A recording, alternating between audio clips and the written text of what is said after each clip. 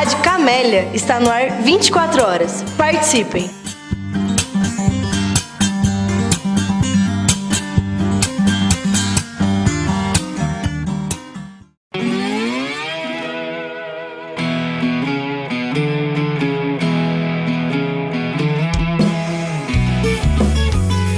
Você está ouvindo Hiperbólico. Perguntas em movimento. Movimento. São 14h10 e está ótimo, sim. Estamos com um bom horário. Temos sempre iniciado mais ou menos esse horário também. Assim, todo mundo pode se apresentar. E, de fato, estamos com um grande grupo hoje, com 36 pessoas já. E eu queria, então, já antes de passar a palavra então, para o Maico e para a Gisele, só dizer o seguinte: eu acho que bem importante o Adolfo Sanches Vasques, que hoje está pautado para a nossa discussão, com a mediação do Maico, que é me orientando aqui no programa, né, da educação, no mestrado. E tem também uma leitora crítica do trabalho dele, que é a própria Gisele, por isso que eles estão juntos aqui. Inclusive, a Gisele fez mestrado conosco aqui também, há uns anos atrás, depois foi fazer o doutorado na FIUSP, com o professor Severino. Então, nós temos em comum, além de outras tantas coisas, temos também um orientador do doutorado em comum, né? E ela hoje está aqui conosco já, do NESEF. Ela já faz parte desde a origem, né, que você é uma das fundadoras do NESEF, naquela época com a participação do IFIO, principalmente. Nós fizemos lá um trabalho conjunto e o IFIO se empenhou também na ocasião para fundar o NESEF, quer dizer, como membro. Então a Gisele é membro fundadora, assim como o Alessio, que está lá na Federal do Mato Grosso, que também fundador, quer dizer, sócio fundador do NESEF, né? Então, só para dizer, e hoje a Gisele está aqui conosco também no programa, fazendo pós-doc, né, sob aí a minha supervisão. Então, ótimo. Então, para não nos alongar muito, né, queria já de antemão agradecer aí a disposição dos dois para fazer a mediação de dois textos. Bem importante lembrar que o Adolfo Sanches Vasques é um autor muito, vamos dizer assim, reconhecido por nós, né, nas nossas teses, nas nossas dissertações, nos nossos trabalhos, nas leituras acadêmicas. E ele tem uma obra na filosofia muito, muito importante, além de filosofia e circunstâncias, a filosofia, né, da praxis, né, um outro trabalho, uma outra obra extremamente importante, marcada, muito lida. Fora isso, uma obra que entrou muito na educação, inclusive, é a ética, né? É uma discussão sobre a ética, que sempre que a gente precisa entender conceitualmente, a gente faz uma recorrência a esse livro fantástico do Adolfo Sanches Vasques, né? E hoje, então, nós temos dois textos, na verdade, um texto que foi uma leitura mais obrigatória, o outro complementar, mas que estão, digamos, presentes na fala de hoje, na discussão de hoje, justamente do livro Filosofia e Circunstâncias, né? Então, sem muitas delongas, só queria fazer um registro desse livro, que é a Naura Síria Ferreira, né? E foi nossa professora na universidade, agora ela está na UTP, né, no programa lá. Ela organizou um livro justamente sobre o autor. Então, aqui existe um conjunto de textos, inclusive o Pedro Leão escreve nele, a própria Naura, e um conjunto de autores. Eu também tenho uma participação, chama Adolfo Sanches Vasques para pensar a educação, né? Então, só para dizer, é um livro que foi lançado recentemente.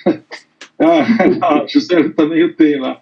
Ótimo, então, é um excelente material também, porque traz um conjunto de temas do autor, né, a partir de leituras e pesquisas feitas, né, por um grupo aí de pesquisadores e pesquisadoras. Beleza? Então, passo de imediato a palavra, né, para vocês. Eu acho que o Michael que vai começar, né, Michael? Então, manda ver. Então, beleza, vamos lá. Boa tarde a todos e todas. Né? Deixando bem claro, a gente conversava ontem com a Gisélia, apesar de um autor extremamente conhecido, eu tive acesso à leitura do Vasquez há pouco tempo, então me coloco aqui como alguém que sistematizou algumas ideias, mas que não é especialista no pensamento do autor. Então, algum deslize teórico aí, vocês no debate podem me ajudar e nos ajudar. A ideia é conversar um pouquinho, né? A minha essa fala inicial é bem rápida, mas é situar um pouco, né? O Geraldo citava no encontro passado e nos anteriores que a gente não deve se prender a uma leitura hermenêutica fechada do autor e obra, mas nesse caso, no caso do Vasquez, é muito interessante pensar que toda a obra dele tem uma relação direta com o contexto e com a docência, né?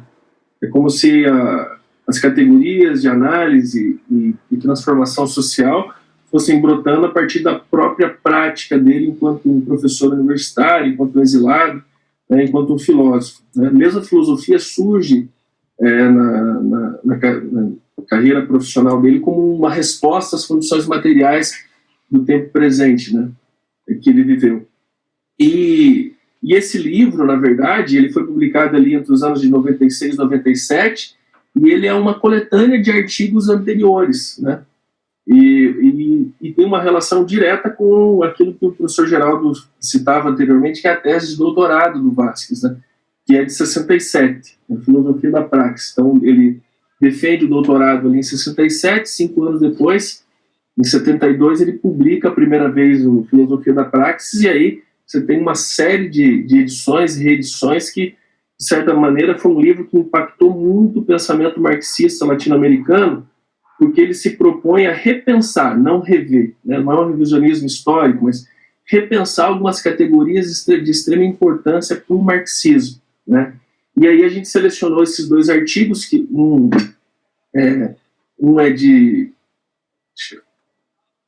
artigo é de 74, 75, o outro de 77, e aí a nossa ideia é um pouco trazer, primeiro que o Vasquez vai dialogar com uma tradição filosófica, né, extremamente ligada ao abstrato da ação, né, como se a filosofia fosse simplesmente uma interpretação da realidade e uma correspondência da consciência àquilo que já está posto como um dado, ou seja, aquilo que a gente escuta naqueles cursos clássicos de filosofia, né, e antigos, né, que dizia que a filosofia é ciência tal que sem a qual o mundo permanece igual.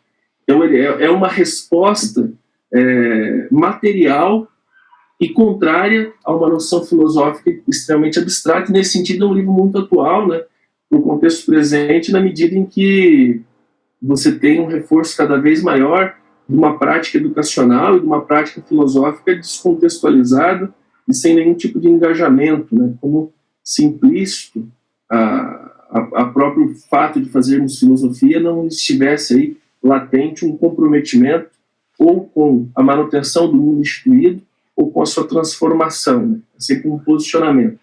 E um segundo elemento importante de pensarmos a obra do Vasquez nesse contexto é algo muito importante, que o livro é um diálogo com uma tradição filosófica também, né, de autores que vão desde Aristóteles, né, e Platão até Marx, né, e os contemporâneos dele. E aí, nesse sentido, ele é também uma resposta um tanto quanto crítica e bastante disruptiva àquilo que a gente chama de socialismo real científico, né, o modo como o pensamento marxista foi se incorporando e foi sendo interpretado, né, ao longo da história da filosofia.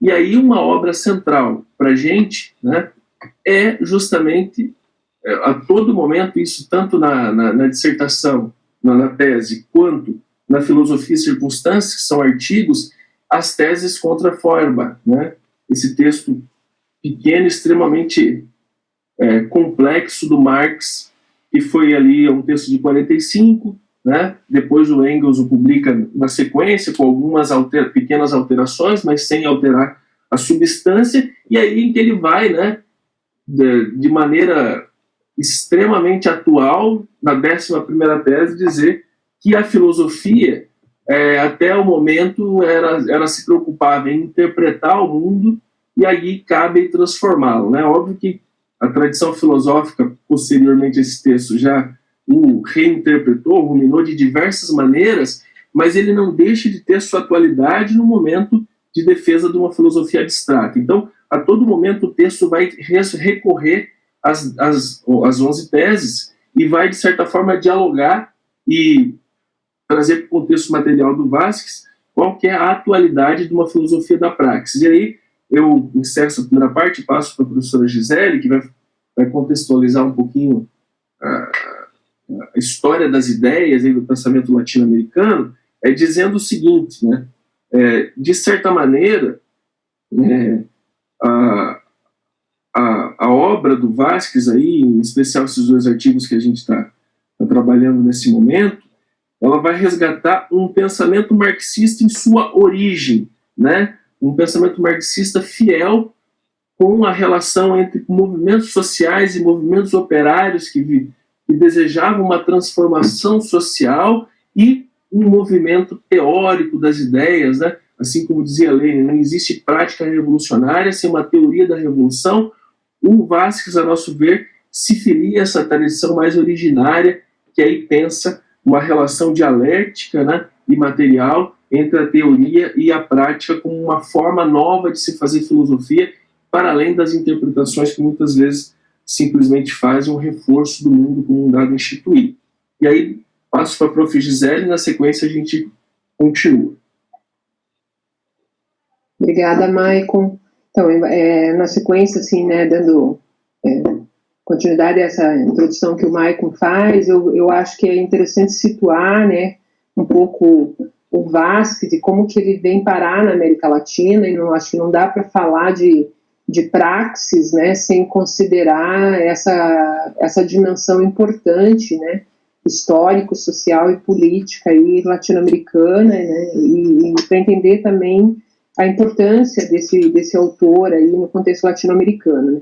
Então, assim, acho que o Michael falou, mas retomando, né, o Vasquez, ele é um cara que nasce em 1915 na Espanha, né. O pai dele foi tenente da Guarda Civil Espanhola, é um cara que foi preso, né, e condenado à morte, e depois acho que conseguiram fazer uma revisão do processo ali no contexto da Guerra Civil Espanhola e flexibilizaram essa condição, e ele cumpriu anos de cárcere, né, então é um sujeito que é marcado já no ambiente familiar pela ascensão do fascismo na Espanha, e ele, na tradição dele, né, ele tem a partir do ambiente familiar, ele contava, né, que ele teve um acesso a uma formação socialista, principalmente por conta de um tio, e acho que tem um elemento muito importante que eu gostaria de destacar aqui, que a produção filosófica dele tem uma relação muito forte também com a literatura, né? Ele era poeta, desde a juventude ele produziu poesia, e ao longo da vida dele ele também se dedicou a reflexões numa perspectiva marxista com relação à estética, inclusive com produções teóricas, né, sobre a filosofia da arte, sobre a estética, e a poesia é algo que teve ao longo de toda a vida, né. Então a gente poderia dizer que o Vasquez foi um educador, né, foi um poeta e foi um político, no sentido, né, de pensar essas dimensões, né, pedagógicas, políticas e poéticas. E ao longo da sua trajetória, daí ele vai para Madrid, em Madrid ele vai iniciar estudos de literatura e filosofia, e ele abandona a filosofia para militar na Juventude Socialista, né, e por conta da militância dele política na Juventude Socialista, além dele abandonar num primeiro momento os estudos de filosofia, né, e se engajar, né, em ações antifascistas, né, ele também sofreu todos os riscos que isso implicava na Guerra Civil, inclusive acho que foi em 39, 37, ele está na cidade de Málaga, né, que é bombardeada pelas tropas de Franco, né, Ele se insere também nesse movimento antifascista, no movimento de escritores na Europa, né? E chega a participar de congressos internacionais de escritores antifascistas. No livro que o Geraldo comentou, da Naura, recupera isso de uma forma muito bonita, né, Geraldo? Esse material eu super recomendo, assim, porque traz essa dimensão de, a partir de uma reflexão sobre o Vázquez, educador, essas relações dele, né, com a literatura, com a política e com a filosofia, de uma forma muito interessante, né. E aí ele sai da Espanha, no primeiro momento, em 1939, ele vai para Paris, e daí ele fica sabendo que o México está recebendo, né, intelectuais exilados da Espanha, e ele vai para o México, né. E eu acho que é muito importante situar muito isso da inserção dele no México, porque o México acolheu muitos intelectuais, e entre eles, um que eu gostaria de destacar, e por isso queria falar brevemente, ainda que sem a gente entrar muito, porque não é o tema aqui, né, mas eu gostaria de destacar um movimento filosófico que tem uma importância gigantesca na América Latina, e que eu pessoalmente acho que a gente não dá a devida importância a ele, que foi o movimento filosófico História das Ideias, que é um movimento no qual o cara que orientou o Vázquez, o José Gálvez, que é um espanhol também exilado no México, é um dos precursores, né? A gente tem na Argentina o Francisco Romero, que é um autor importante ali, e que numa outra perspectiva também vai contribuir para o surgimento desse movimento, História das Ideias, e a partir do México, o José Gálvez, né? E o José Gálvez foi o orientador, né, da tese que o Maico fez menção aqui, do Vázquez, sobre filosofia da praxis, né?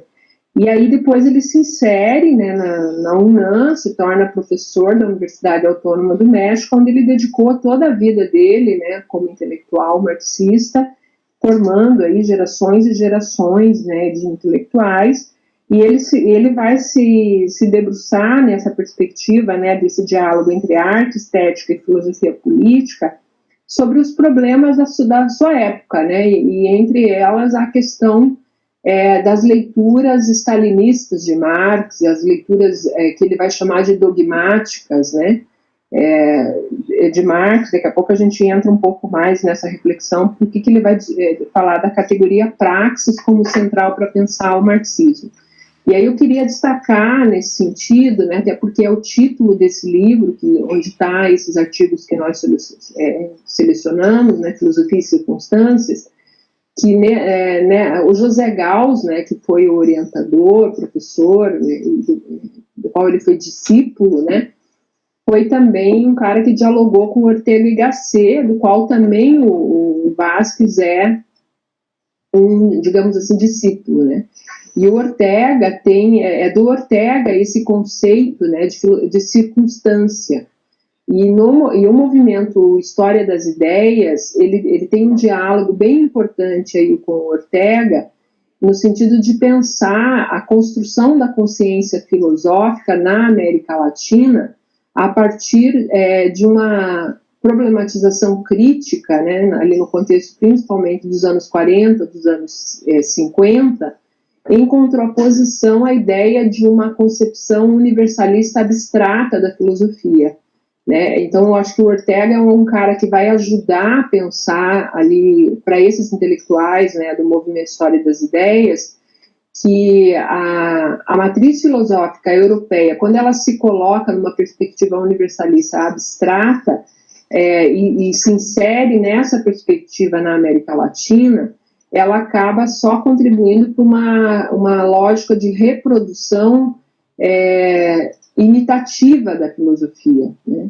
E ao pensar a filosofia numa perspectiva das circunstâncias, como dizia o Ortega, ela contribui para que a gente traga a filosofia sempre a partir de uma concepção universal concreta, né? Que todo pensamento, que é um princípio para o Ortega, né, ele é sempre situado, né?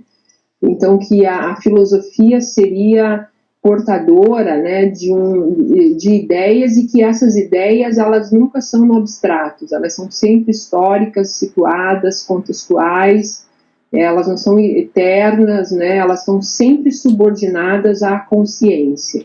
E eu acho bem relevante destacar que, no meu ponto de vista, esse movimento da história das ideias na América Latina, que está, inclusive, na origem, né, da chamada filosofia da libertação, tem uma contribuição fundamental para a gente compreender o modo como as filosofias europeias são assimiladas e reproduzidas ou ressignificadas ou recriadas na América Latina.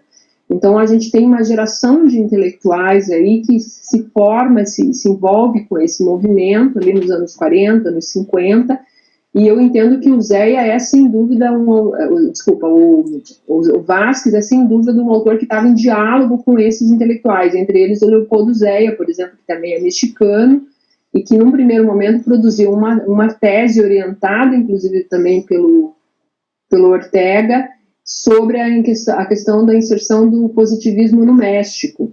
Então, me parece que a gente poderia dizer que o Vázquez é um autor que está preocupado acerca das interpretações do marxismo na América Latina, e é nesse sentido que ele vai reivindicar, né, que a gente pense o marxismo como uma filosofia da praxis. Né? Então, eu acho, e a ideia de olhar para a filosofia como história das ideias é muito interessante, no meu ponto de vista, porque é uma resposta, digamos assim, a um problema que acho que nós temos, inclusive no ensino da filosofia, que é a ideia de que a gente tem uma história da filosofia e que a gente teria que seguir, né, um roteiro de uma história de uma filosofia, que é aquela forma da filosofia europeia, né? Então, o movimento História das Ideias reivindica um caminho disciplinar distinto, né, que existe a história das ideias, existe a história das ideias filosóficas, e que a história das ideias e a história das ideias filosóficas dialogam com a história da filosofia, seja ela europeia ou não, e elas se efetivam em ação, em prática, ao intervir nas circunstâncias, né, ao atuar nas circunstâncias históricas. Então, eu queria só dimensionar esse amplo movimento filosófico, do qual, inclusive, nós tivemos o brasileiro João Cruz Costa, né, que participou e escreveu uma obra sobre a história das ideias filosóficas no Brasil, né, o movimento da história das ideias no Brasil, em que ele vai dialogar sobre a influência no pensamento brasileiro da escolástica, do positivismo, e entre outras escolas filosóficas. E eu acho que o Vázquez, ainda que ele não apareça de uma forma tão explícita no movimento História das Ideias, eu acho que é um autor que está em diálogo com eles, até porque o José Gauss foi o orientador dele e ele é o precursor desse movimento na América Latina. Acho que é importante situar isso, né? E daí eu passo agora novamente para o Maicon, para que a gente vai entrar mais especificamente, acho que agora, né, Maicon, na questão do que os textos trazem ali, sobre o que ele reivindica, né, que é essa dimensão da praxis como categoria central, né, para se pensar o marxismo. Joia, Gisele. Então vamos lá. Agora, entrando um pouco no texto mesmo, acho que a gente vai fazer alguns destaques aqui que, a partir da leitura que tivemos, nos parece importantes para o objetivo aqui do seminário, né? Primeiro que o Vázquez se propõe, ele como objeto do trabalho, a prática, né? Mas aí a prática é compreendida como uma categoria filosófica, né? Acho que não é demais reforçar que a prática na tradição filosófica de modo geral, é algo extremamente apartado, né, à margem, né, porque a filosofia carrega em si uma carga de abstração conceitual que supostamente a prática, inclusive, atrapalharia.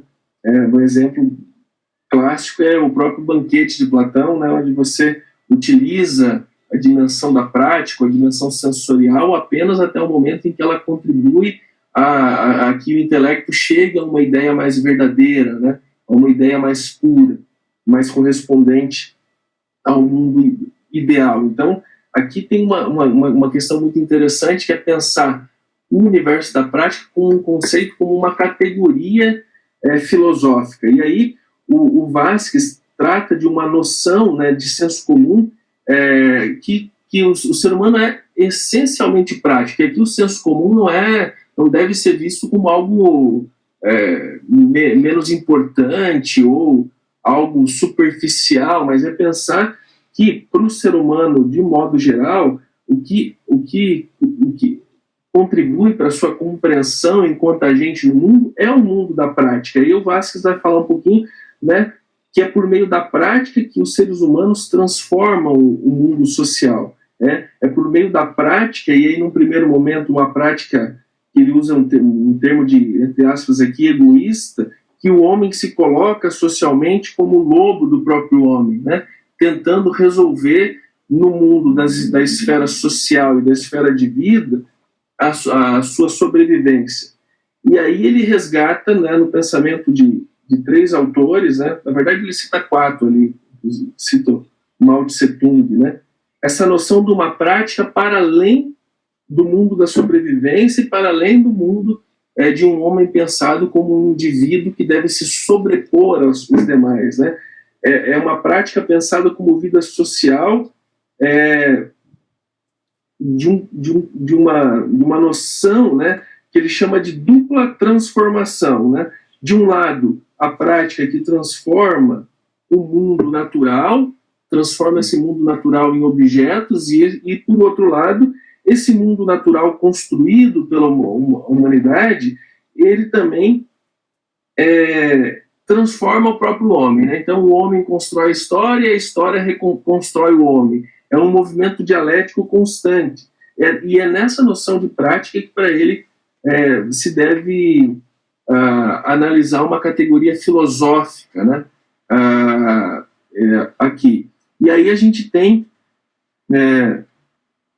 para o Vasquez, nessa noção dialética entre construção, alteração do mundo social e alteração de si, uma atividade transformadora, né, e que tem uma relação direta, né, com a luta de classes, né, como uma das formas historicamente constituídas dessa noção de prática. Então aí ele se posiciona de maneira muito clara, né, dizendo que o universo da praxis é o universo da transformação da realidade social, né, pensando em um mundo social, de um homem inserido, um ser humano, melhor dizendo, inserido nesse mundo social. Esse ser humano produz, por meio de suas mãos, né, um trabalho humano, né, e a luta de classes, ela vai ser reveladora, né, desse lugar da prática no mundo do homem, pensando a divisão social do trabalho como uma de suas manifestações, né. E aí é interessante pensar, né, aqui com Vasquez, que esse produto material, né, do trabalho humano, ele sempre é um produto que nunca é material por si, né? Aí ele vai dialogar muito com aqueles conceitos clássicos de materialismo, idealismo e o materialismo histórico, né? Esse produto material é sempre uma projeção da consciência, é uma projeção ideal da consciência que se transforma, que se materializa no trabalho humano. E aí a gente pode pensar assim, que esse ser humano, situado do ponto de vista da praxis, que é a tese central, né, desses 2 textos, isso significa não apenas contemplar o mundo, mas transformá-lo, né? Significa compreender que, ao transformar, o ser humano se transforma, significa situar todos os problemas de conhecimento sob a relação com a prática, né? Então tem um lugar muito claro para a filosofia, né? Todos os problemas que de fato são filosóficos, né? E aí a gente não reduz a filosofia a uma epistemologia, tampouco a uma ontologia ou um humanismo apartado da realidade. Eles têm uma relação com essa transformação do mundo social. E aí o Vasquez vai dizer assim, que existe uma diferença muito grande entre interpretar e transformar. E aí ele vai recorrer à tese 2 lá do Feuerbach, né? e aí a inovação marxista como um corte radical com o passado, né? De uma filosofia que muitas vezes se deixa flutuar no vazio.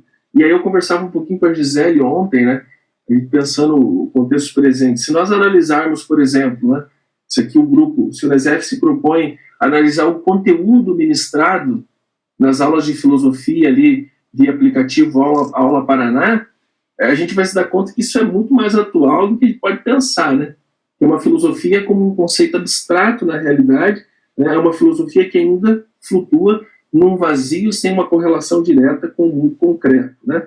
E aí, o Vasquez não vai dizer que a filosofia não seja uma interpretação, né? Isso aí, na página 150, 151, vocês acham essa citação, mas ele vai dizer que a filosofia ela pode até ser uma interpretação, mas ela é uma interpretação adequada da realidade, né? É uma interpretação ligada racionalmente ao mundo prático, porque sem ele a filosofia se torna um vazio. E aí transformar com base na interpretação e interpretar com base na prática cotidiana, né? E aí reforçando que quando o Vasquez se propõe, ele se posiciona diante desse cenário, ele rompe, né, com o materialismo que pensa um sujeito passivo, né, diante do objeto, mas ele rompe também com o idealismo que pensa um sujeito ideal, abstrato. A professora Gisele falava um pouco disso, e aí se coloca numa noção de materialismo concreto, né, na medida em que a prática determina a natureza, né, do conhecimento que se propõe a ser partilhado. É a partir dessas teses, né, desses princípios, que a filosofia vai se relacionar com a prática e com o conhecimento dessa prática, né? E aí o Vasquez vai dizer de maneira muito interessante ali que no contexto, aí eu atualizei aqui, né, de quase 175 anos da publicação das teses de Marx contra Feuerbach, que não é sem intencionalidade que essa noção, né, de filosofia como praxis, né, dessa noção de concretude da realidade esteja à margem, né, de qualquer pensamento hegemônico, vamos dizer assim. Então, a exaltação da vida teórica, diz ele, né, é o desprezo pela prática produtiva, né? Ela vem reforçar aí a divisão do trabalho e de classe nas nossas sociedades, tanto nas sociedades antigas escravistas quanto na nossa, né, de exploração do trabalho humano. E corresponde inteiramente, né, a uma visão de classe dominante. E aí a gente começa a pensar um pouco qual que é a relação da prática social com a prática revolucionária, né? De que maneira essas duas noções, esses dois conceitos, essas duas realidades se dialogam, né? E aí o Marx tem um capítulo que eu acho muito interessante, o Vasquez, um subcapítulo ali que vocês devem ter tido acesso, que ele vai descrever um pouquinho, vai fazer uma reflexão interessante sobre a noção de reformismo, utopismo e teoricismo, né?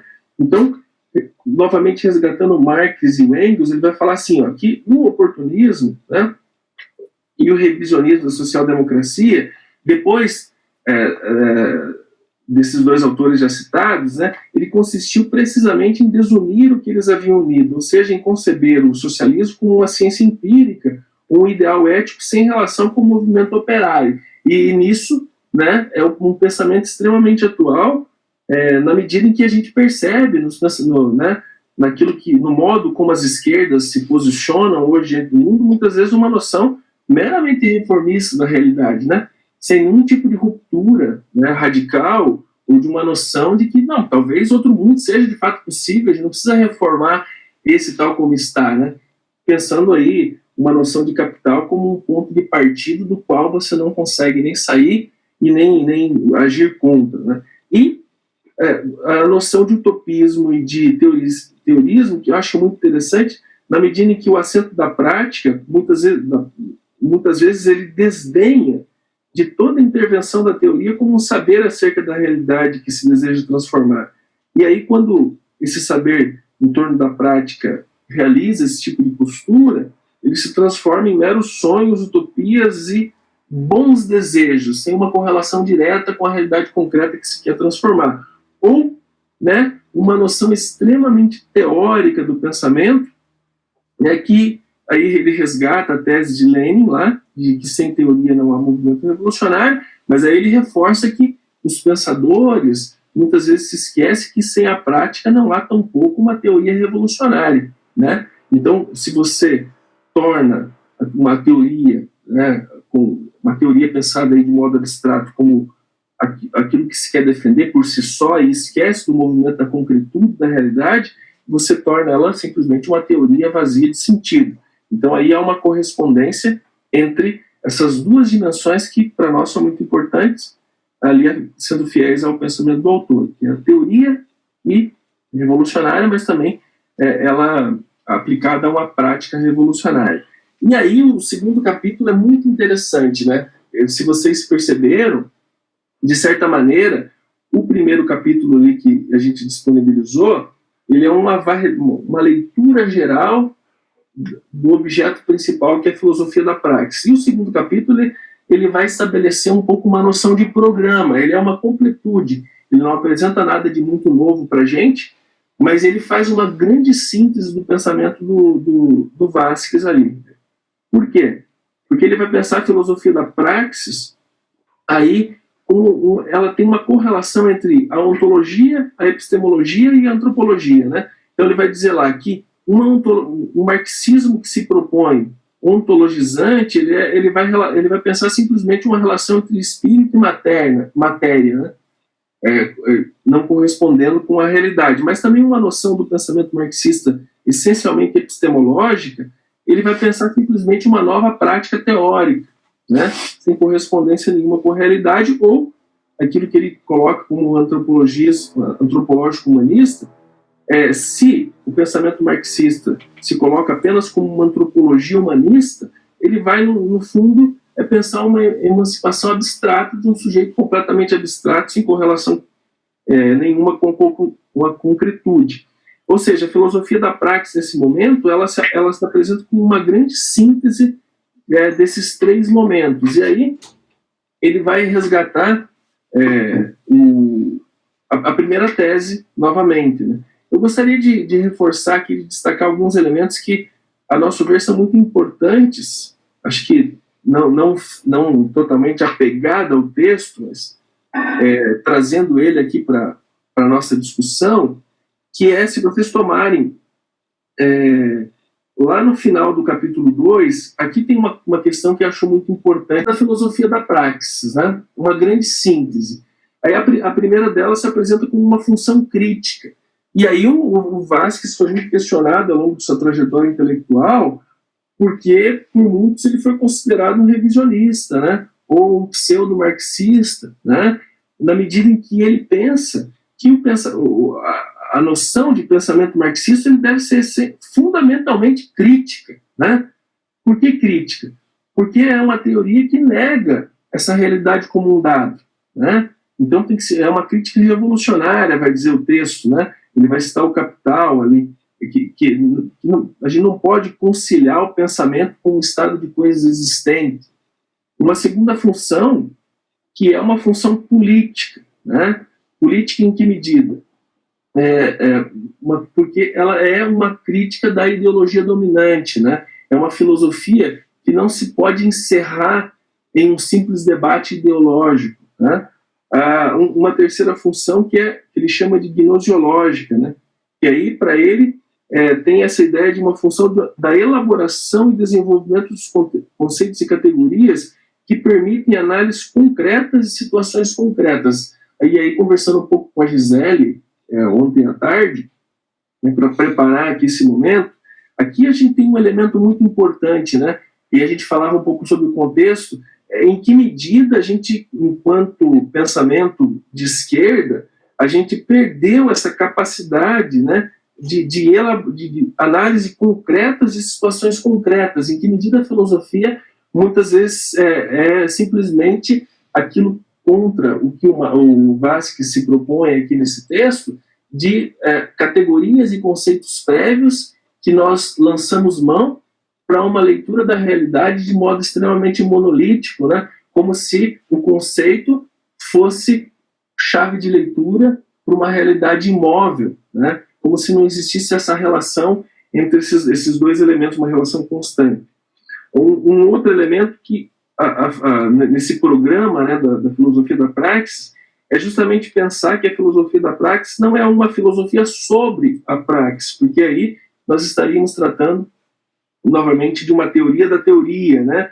Mas a própria praxis tomando consciência de si mesmo, né? Ele vai dizer que só que a praxis ela existe apenas em uma unidade com a teoria, ou seja, é uma consciência da consciência. E aqui é muito interessante para pensarmos o pensamento do autor, né? E aí, por fim, nesse programa, uma função autocrítica. E aí, se vocês me permitem, eu vou ler essa parte, porque eu acho muito atual, né?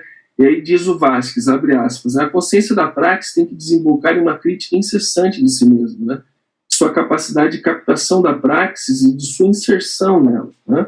Essa função autocrítica tende a evitar sua própria desnaturalização, como ocorre quando é reduzida a uma teoria do objeto, o teoricismo, ou ao deixar de ver a praxis como um processo aberto do dogmatismo ou subtraí-la em seus fins e fundamentos à racionalidade, ou o que ele chama aqui de voluntarismo. Então, essa função autocrítica, né, da filosofia da praxis é uma função que permite que o pensamento e a ação constantemente estejam sobre um modo de lidar, né, uma filosofia das circunstâncias capaz de se rever enquanto pensamento, né? Então a gente percebe, né, nos últimos anos uma certa dificuldade, né, tanto do pensamento teórico quanto do pensamento militante de se rever enquanto também passível de erros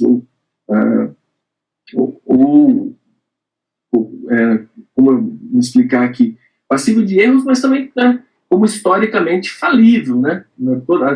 Toda teoria, mas também toda ação, ela é passível de análise, e ela precisa constantemente ser revista como algo que não é universalizado em dado momento, mas ela não pode ser uma verdade absoluta, né, no tempo e espaço, né? Como dizia o Brecht, a verdade é filho do tempo, né?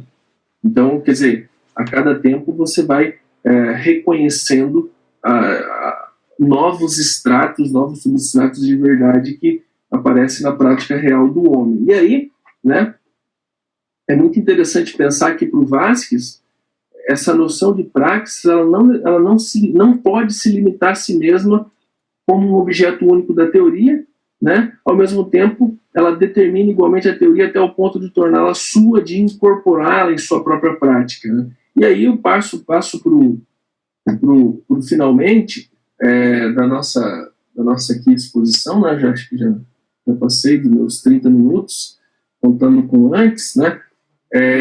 Pensando um pouco uma problematização constante na obra do Vasquez, já citada anteriormente, que é essa noção primeira de uma prática revolucionária, e aí ele vai dizer que essa prática revolucionária só ocorre em um determinado nível do desenvolvimento das relações de produção, da sociedade dividida em classes e da agudização de contradições econômicas sociais fundamentais e da constituição da classe social destinada. O objetivo, historicamente, é realizar a prática revolucionária mais alta, que é a Revolução Socialista, e aí eu encerro partilhando um pouco uma problematização final que fazíamos com a professora Gisele ontem, né, até que ponto, né, o pensamento tradicional de esquerda, ao se afastar das bases, né, ao se afastar da materialidade, das condições concretas da maioria das pessoas, né, as condições práticas da maioria das pessoas, também perde a capacidade de diálogo, né, com as periferias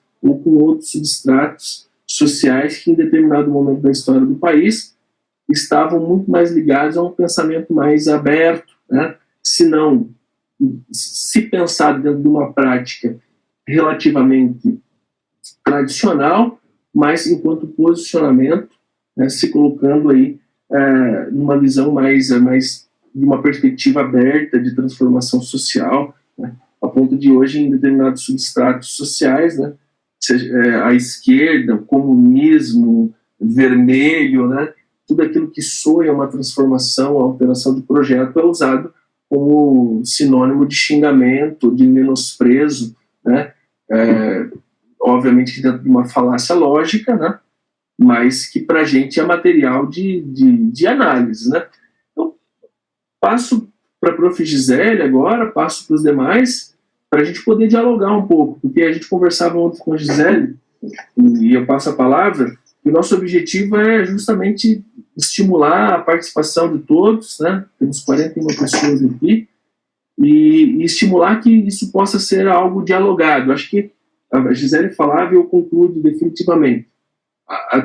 Assim como o pensamento teórico do Vasquez foi sendo forjado na medida de suas necessidades materiais,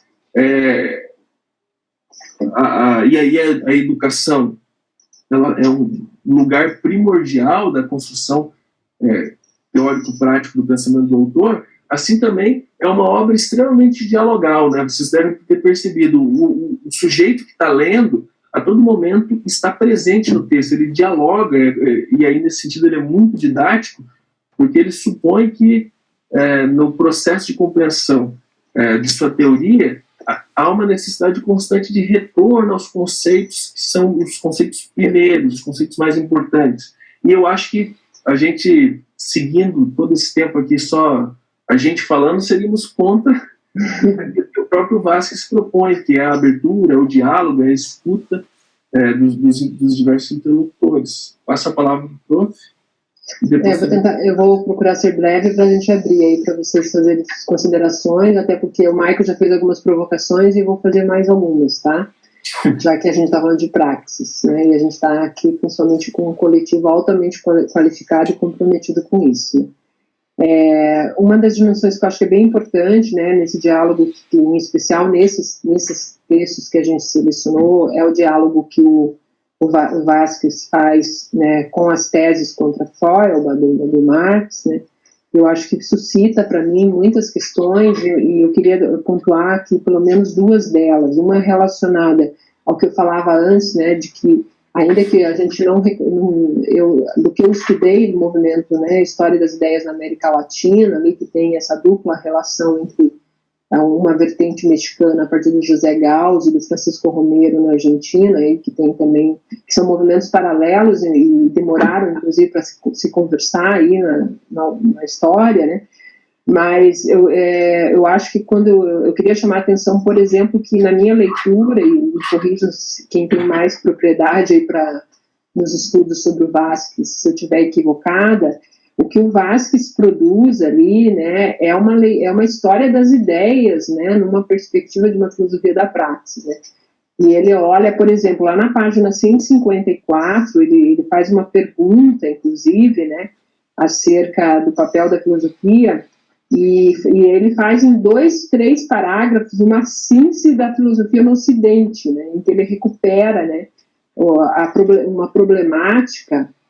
Só para situar aqui, para mim é essa página, né, ele faz uma pergunta no final, né, será que a consciência filosófica podia ser adquirida à margem da estrutura social e dos interesses de classe que estavam em jogo? Vejamos. E daí nos parágrafos seguintes ele desenvolve em poucos parágrafos ali uma grande síntese, né, do qual que é o problema da formação da consciência filosófica, né?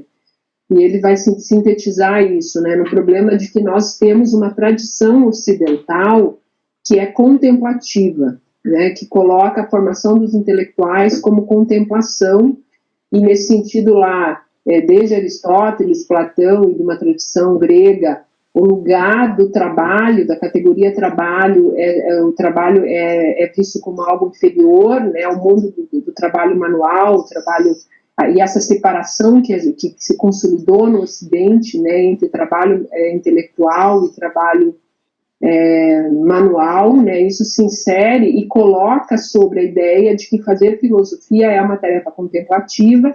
E aí ele vai no parágrafo seguinte diz, bom, no Renascimento, ainda que haja um reconhecimento ali de que a gente tem que romper com a servidão, ainda é uma filosofia contemplativa. E aí na seguinte ele traz o Hegel, né, então ele dá uns saltos históricos, assim, mas é uma síntese que ele está fazendo, né, e que o Hegel também, ainda que vai falar da prática, mas ele está falando de uma prática em si mesmada, né, no sentido de autoconhecimento, e daí na seguinte ele levanta a bola para o marxismo e ele diz, bom, o Marx traz uma reflexão que é a materialidade da prática, né, que é uma prática que insere aí, por isso ela é revolucionária, que é pensar e conceber a filosofia como uma atividade humana, né, de um ser humano que produz a si mesmo em relação com o mundo, e nesse sentido é a construção de uma consciência que se forja nas relações do trabalho como categoria, inclusive aí ontológica de constituição humana. E aí a minha provocação nesse sentido é sobre a questão do papel, a questão da formação dos intelectuais, né, o grande desafio que a gente tem ainda, me parece, de que nós temos ainda uma lógica de formação de intelectuais, não só conservadores no sentido que o Vasquez aponta aqui, né, de que nós ainda temos teorias que não se colocam como revolucionárias, né, que não têm pretensões revolucionárias, e o papel da teoria reformista, que na prática é a manutenção, né, da sociedade como ela está, mas a gente também tem a problemática de uma teoria que se propõe não ser contemplativa, né, e ser transformadora da realidade, que parte, né, de uma problematização dos fundamentos históricos, sociais, políticos, no qual a gente está inserido, circunstanciado, mas que parece que a gente ainda não consegue, de fato, fazer com que essa teoria seja atuante na transformação do mundo, se fazendo praxis, né? E aí a minha provocação para reflexão, para vocês nos ajudarem a pensar aqui, né, porque o Vasquez propõe lá na página 572, ele chama, né, de uma nova prática da filosofia. Ele nos convida, né, a uma nova prática da filosofia, e que a gente precisa pensar um modo de fazer filosofia que não seja nem só reflexão, mas que a próprio fazer filosofia seja um momento da praxis, né? E em que medida, que passos, eu fico me perguntando aqui, né, que passos a gente ainda não deu para que a filosofia seja de fato isso, um momento da praxis.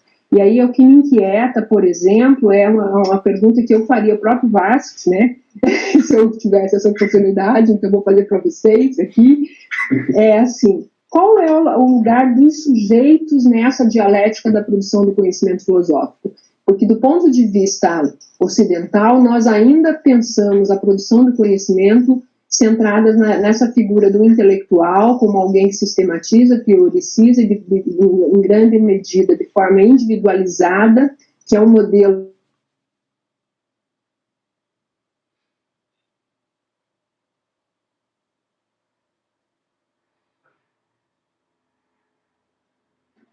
Oi, Gisele, eu acho que perdemos o contato, Gisele. Oi, prof. Acho que travou a parte final. Travou alguma coisa. Até onde vocês me ouviram?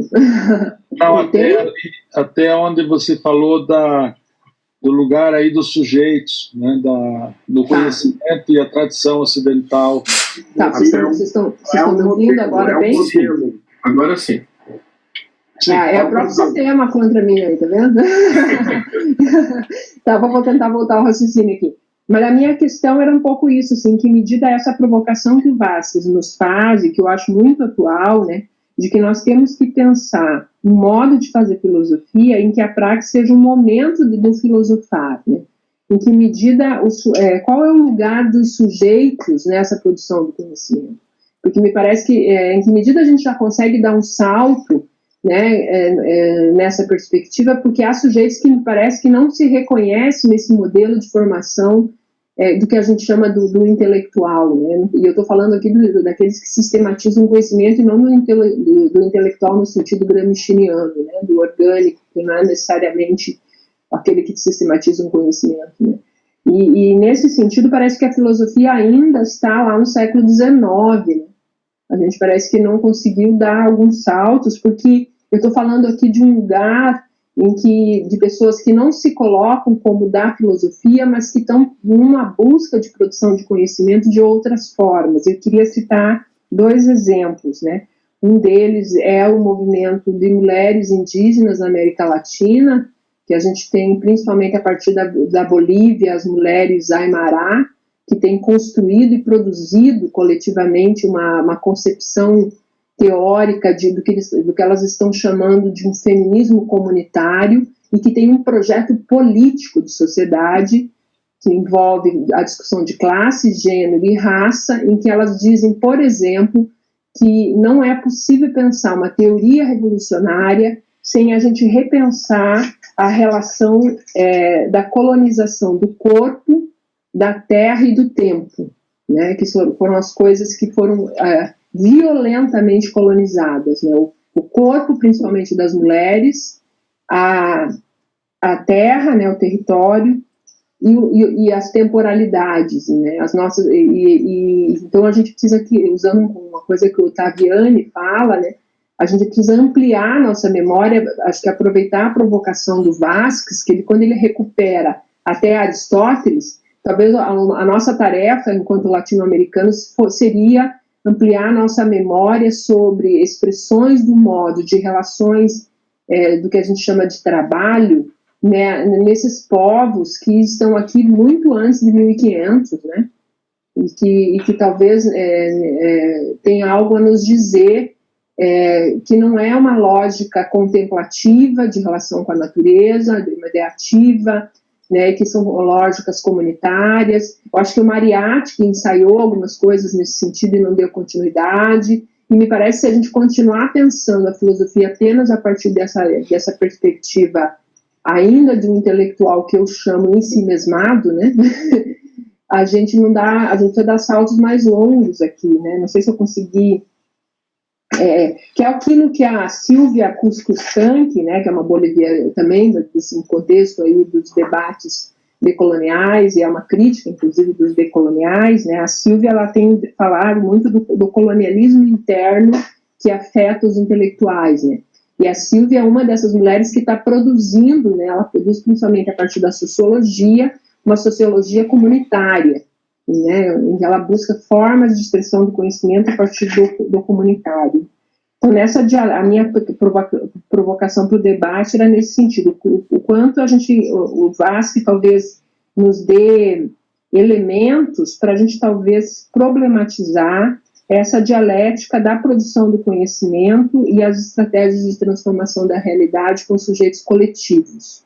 É uma coisa que tem me inquietado há bastante tempo, até porque há uma normatização do modo de produção do conhecimento que exclui muita gente, inclusive nós mulheres, né? A gente não se enquadra nessa normatização do conhecimento, a gente não é considerado pensadora, né? Nos colocam em determinados lugares, enfim. São provocações para o debate, já que a gente está falando de praxis. Isso aí, minha gente, obrigada. Ótimo, então, Gisele, também Maico.